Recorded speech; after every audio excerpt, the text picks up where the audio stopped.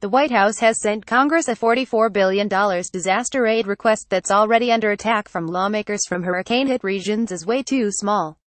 Request issued Friday, President Donald Trump's third since Hurricanes Harvey, Irma and Maria slammed the Gulf Coast and Caribbean, would bring the total appropriated for disaster relief this fall close to $100 billion, and that's before most of the money to rebuild Puerto Rico's devastated housing stock and electric grid is added in. The new installment would add $24 billion to the government's chief disaster account and establish a new $12 billion grant program for flood risk mitigation projects. Smaller amounts would go to small business loans and to aid farmers suffering crop losses. The request followed lobbying by Texas Gov. Greg Abbott and Puerto Rico Gov. Ricardo Rossello, who pressed the White House for far more. There are sure to be attempts to add to the measure as it advances through the House and Senate. This request does not come close to what local officials say is needed, said New York Rep. Nita Lowey, top Democrat on the House Appropriations Committee. Even before the measure was delivered, Sen. John Cornyn, R. Texas, called it wholly inadequate. Cornyn worked in September to nearly double Trump's initial request for Harvey aid and has been battling with the White House behind the scenes. White House spokeswoman Sarah Huckabee Sanders responded, "I don't think $44 billion is a low amount, and my guess is if you ask any average citizen across this country they wouldn't feel that it's low either." She said Texas should step up and provide state money to the rebuilding efforts.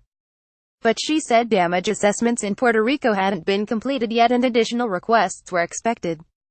The measure arrives as lawmakers and the White House face numerous budget-related issues by year's end, including a deadline of December 8 to avert a government shutdown.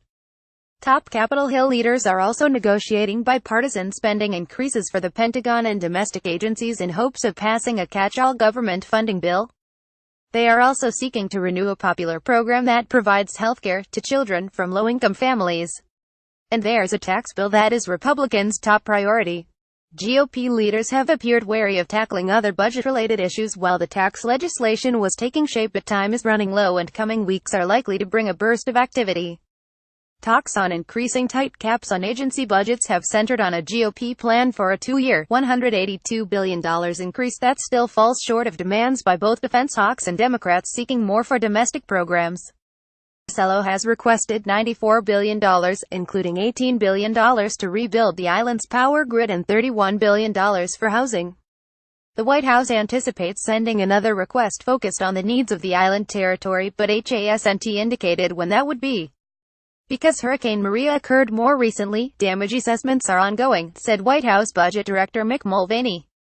Mulvaney also asked lawmakers to consider $59 billion in spending cuts to pay for the aid, including $44 billion from benefit programs by extending automatic cuts known as sequestration over the $20,252,027 budget window. Texas and Florida officials also expressed disappointment. Abbott, the Texas governor, submitted a $61 billion request to Trump last month for Harvey-related damages, including ambitious requests for flood control and navigation projects. He called the White House request completely inadequate. The Florida congressional delegation asked for $27 billion. Florida Sen. Bill Nelson, a Democrat, said in a statement that the request doesn't come close to providing what is needed. People are hurting and they desperately need our help, yet this request has no money to provide housing for evacuees and barely any money for Florida's citrus growers.